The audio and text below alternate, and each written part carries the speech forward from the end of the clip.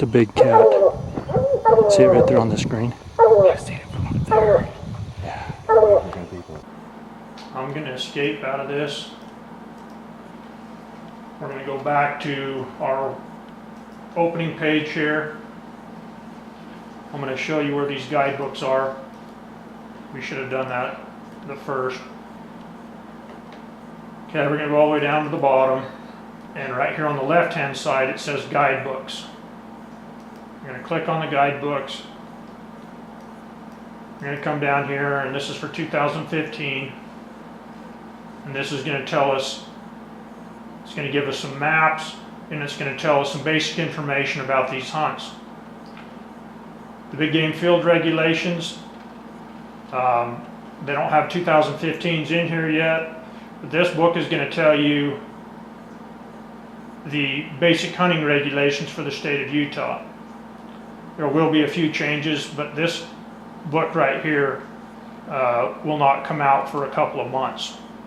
It's another one of those strange things that Utah does that they need to change. This field regulation book ought to come out prior to this application information guidebook. So if we click on 2015, we're going to go with the low resolution PDF. It's a lot easier to download.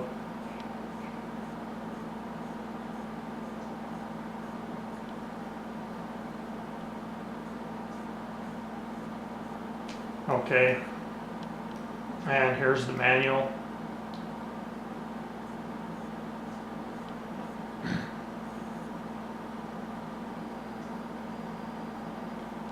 There's a lot of people on this website right now because of the application period, so a lot of it's slow.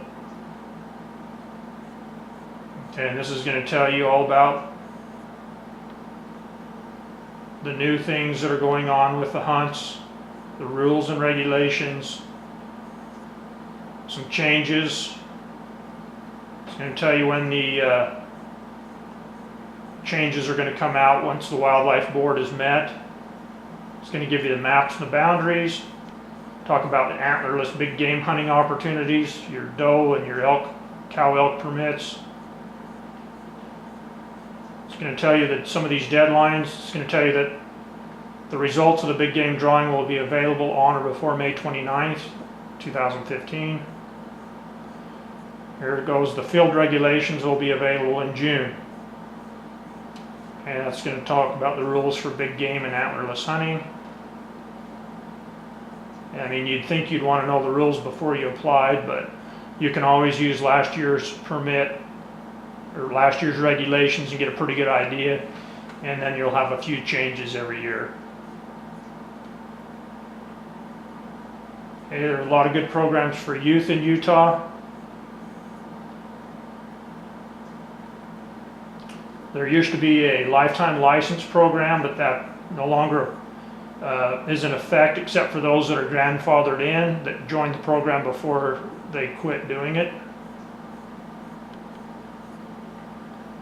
Talks about the stopping a poacher program. If you report a poacher, you can be rewarded by receiving a hunt. It's a good program. I know several people that have got some really nice tags from turning in criminals.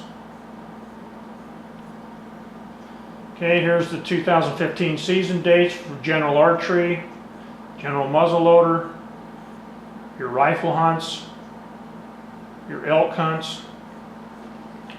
The general bull elk hunt in Utah is the only hunt that you can actually purchase. Well, I take that back. There's two hunts in Utah. You can purchase the permits across the counter.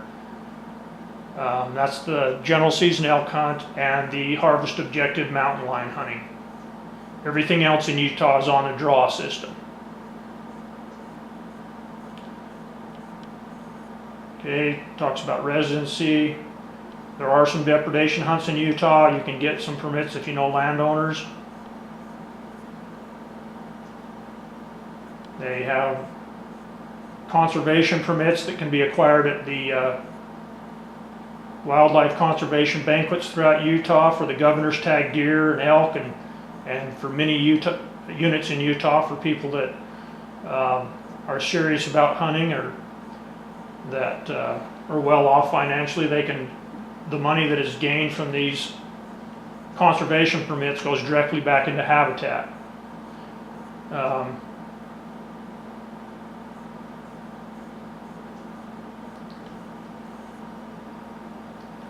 Now have a shed horn season in Utah. If you gather sheds before the opening date of April 15th, then you need to get a shed antler gathering certificate, which is real easy to do. It's an online course. In Utah, if you find antlers or skulls with horns attached, you can't pick them up without notifying a fish and game officer so they can investigate to see if that animal was poached.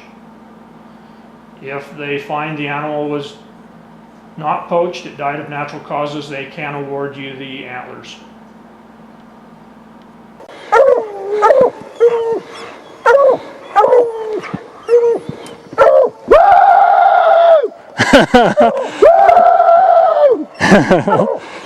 What do you think, Billy?